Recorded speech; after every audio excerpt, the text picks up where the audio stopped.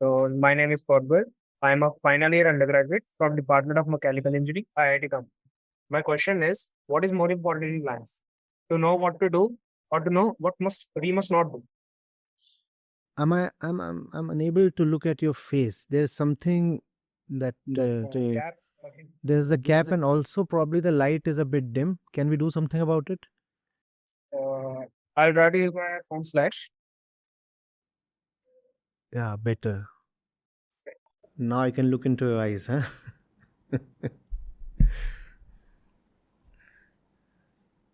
Yes. Uh, Come again, please. Just that one line of the question. So my question is, what is more important in life? To know what to do or to know what not to do? See, doing or not doing, both are functions of the doer, right? The doer is the one making the choice. The doer is the one making the choice. You are asking,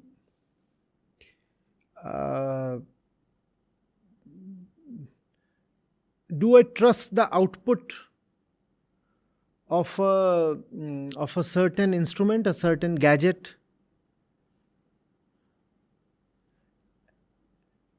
And if I trust the output, if the gadget says go left, is that more important than the instruction to go right? Let's say you have an instrument with you, and the instrument, let's say it's on your dashboard, on the dashboard of your car or bike or something. It can instruct you to go left, or it can instruct you to go right. It's a positioning system, LPS, live positioning system. It can tell you go left, or it can tell you go right. You're asking me, what's more important, going left or going right? What's more important, to know what to do or to know what not to do? My question is your LPS trustworthy, first of all? Because doing or not doing, I repeat, are functions of the doer. The doer is the instrument. Is the instrument, first of all, reliable? Who's the one making choice within? Who is setting these options in front of you? Who's coming to you and saying, oh, these are the options if you do something, these are the options in favor of not doing something? Have you gone into the inner machine? That's the job of the engineer, right? To go into the machine. If the machine is all right, it will perform rightly. If the internal fundamentals are not in place, then we do not bother too much about the output. The output we know will be wrong. And if sometimes the output appears to be correct, that's just a fluke. It cannot last long. It's not repeatable. How do most people know what to do? And you will surely be finding people around you. I'm sure you are an intelligent and observant fellow. Have you not seen people who are very sure about themselves? And you wonder, from where do they gather such confidence? How do they exactly know what to do? Because they have never bothered to investigate from where is their doership arising. They have instincts, and those are all conditioned instincts. I know I needed to get into IIT, but why exactly? And very few people will have any kind of depth in their response to this question.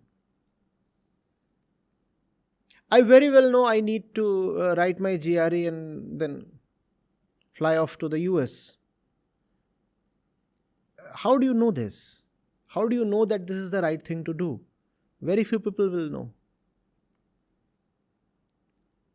A lot of Muslims know that all others are infidels, and therefore do not deserve to be liked.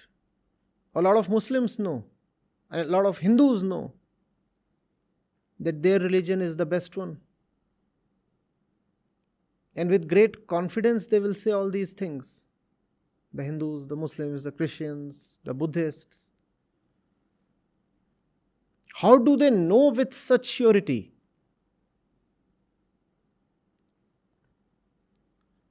Well, at the age of 24, I'll pass out, and I suppose I must have a BMW by 30. How do you know? Who told you? I think I'll have just 2 kids. One by the time I'm 30 or something, another before I'm 35. How do you know? How do you know? Let's celebrate. And if we are celebrating, nobody is going to keep quiet. It's a party. Let there be noise. Nobody should be silent in a celebration. It's a don't, right? Don't be quiet in the middle of a party or a celebration. How do you know that this is something to never be done? From where did this come to you? Do you see that we are trying to take your attention to the inner machine that generates the list of do's and don'ts? Do you see that practically everybody has that inner list of do's and don'ts? And the generator of that list is an alien one masquerading as you. Okay, that's a bit too complex. The generator of that list has been corrupted by alien influences.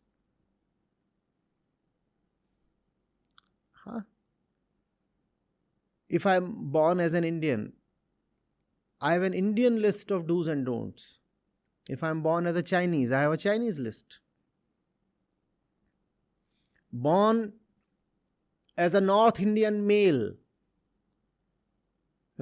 you have one list of do's and don'ts. Born as a female in the Northeast, you will have a very different list of do's and don'ts. They are not yours. The generator itself is not authentically you. Then how can these do's and don'ts matter? And then it becomes rather bewildering and quite amusing. A lot of people spend their entire lives just following this list of do's and don'ts. They do not bother to question where these commandments are coming from. Do you understand? Now that you are an IITian, how can you be a dancer? So don't be a dancer given that you are an IITian. Who decided that exactly? No, I'm not encouraging you to be a dancer. I'm just pointing to the fact that there are certain things that become inconceivable. And we do not ask ourselves how, when did they become prohibited? What was the inner agency making the decisions? I must have a fat job. But brother, you were never quite greedy. I know you. There are so many other things in life that have mattered to you. You are somebody with taste for fun, enjoyment. You like hanging out with friends. You like being with your girlfriend. You like trekking, hiking, those things. And you feel so wonderful when you are immersed in a great book. Sartre, Maupassant, or Indian literature. But now that you're in IIT, you feel a great pressure. I must have a fat job. From where did this commandment come to you? Who is the inner decision maker? Is that you, or is that someone greatly influenced by the surroundings?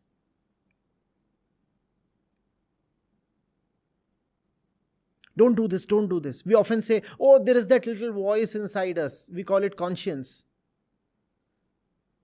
Wisdom is to realize that your conscience is all artificial, 100% influenced. And that's why the so-called inner conscience is totally outer and varies from person to person. People have done horrible deeds based on the advice of their conscience. Hitler too, in his own eyes, must have been a man of conscience.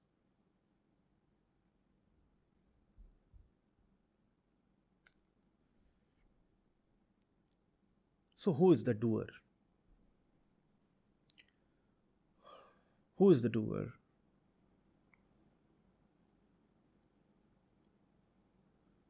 What does he want to achieve through the deed? If he says do something, he has eyes on the result probably. If he says do not do something, he wants to save something probably. What is it that he wants to gain? What is it that he wants to save? From where do his thoughts and emotions arise? Because action is an instinct, right? You say, I'll act. You act because you want to change something. Desireless action is not something we know of. We act because we want something from the action, the deed. What is it that we want? How do we know that the thing that we want from the deed is indeed useful to us? It's all right to have a target. It's all right to demand something from your action. I'm acting to reach that place. I'm walking. That's the deed. I'm walking. I want to reach that point. How do I know that that point really holds something meaningful for me? Who told me that that particular point indeed has a thing of importance?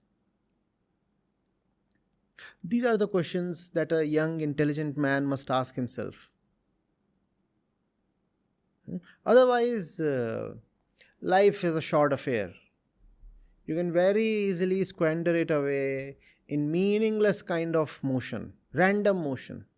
Oh, Brownian motion you know of, right? So think of the molecules, think of the atoms all the time, their entire duration. They are just moving and colliding and changing their path and moving with great velocities, don't they?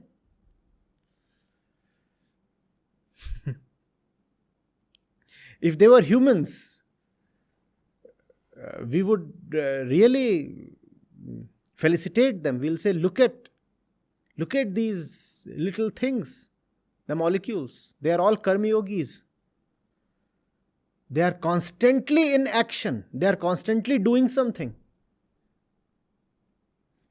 It's not about just doing something. It's about knowing the doer. Know why there must be movement at all. Know who you are. Know what is it that you lack. Know what is it that you need to shed.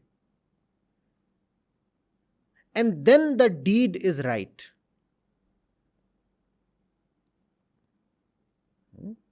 Then you know the one right direction for you, unambiguously. choicelessly.